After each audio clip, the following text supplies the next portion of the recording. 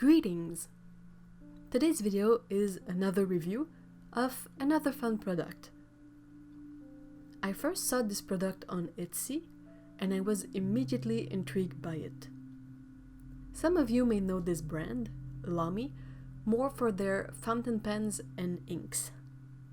It was the way I first heard of Lamy at my local stationery store, looking at the range of fountain pens.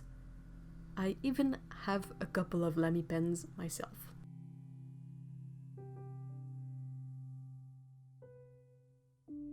Aside from recognizing the brand, another thing made me interested in this set.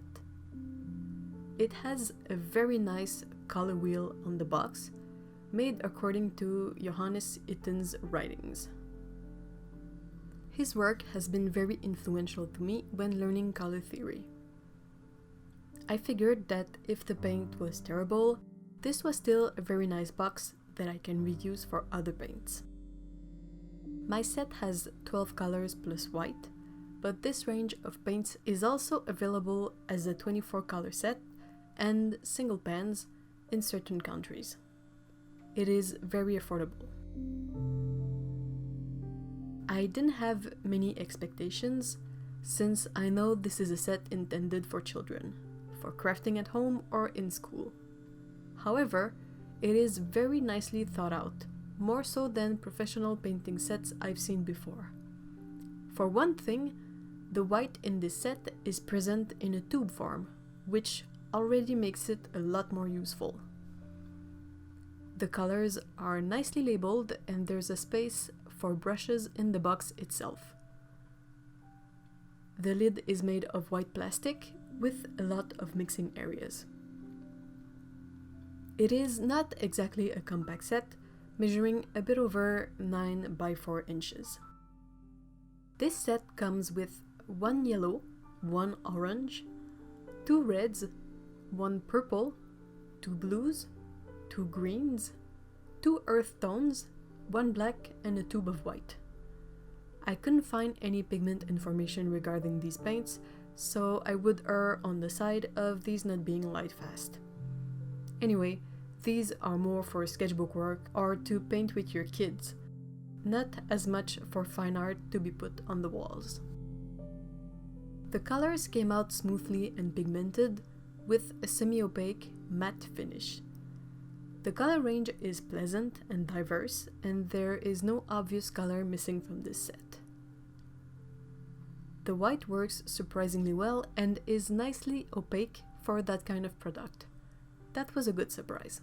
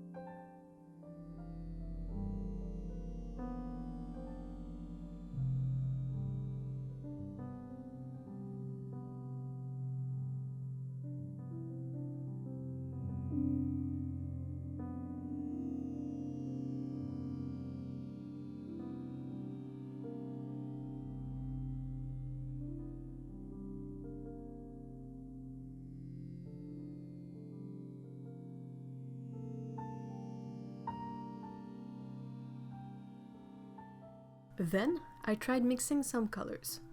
The ultramarine and the burnt sienna mix into a neutral, and the other colors seem to mix well too. I noticed that some color mixes separate just a bit as they dry, but I don't think the effect is unpleasant.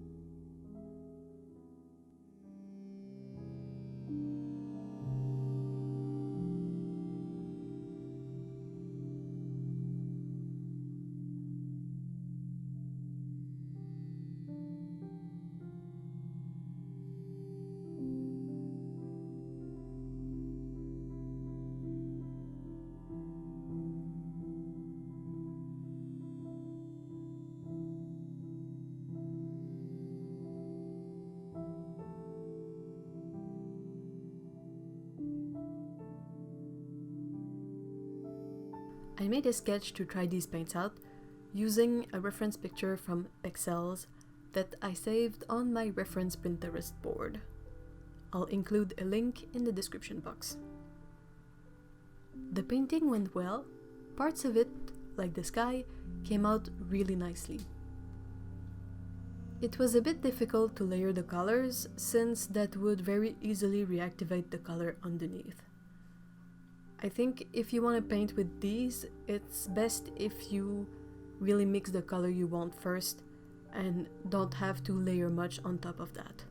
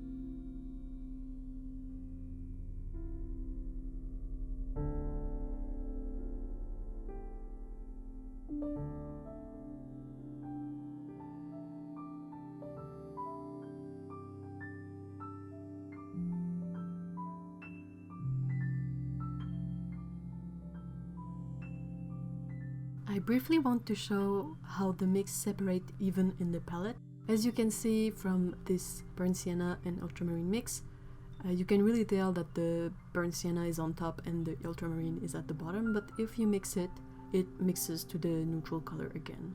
It's something I've noticed with almost all the mixes I've made with this paint. In conclusion, these were really fun paints to use with a lot of space to work the pans and mix colors. It can be a good set to bring when camping, because it's something inexpensive, not too heavy, sturdy, and that everyone in the family can use at the same time. It's well made enough that it's pleasant to use, but inexpensive enough that you won't stress over it. You can also easily store the brushes with the set.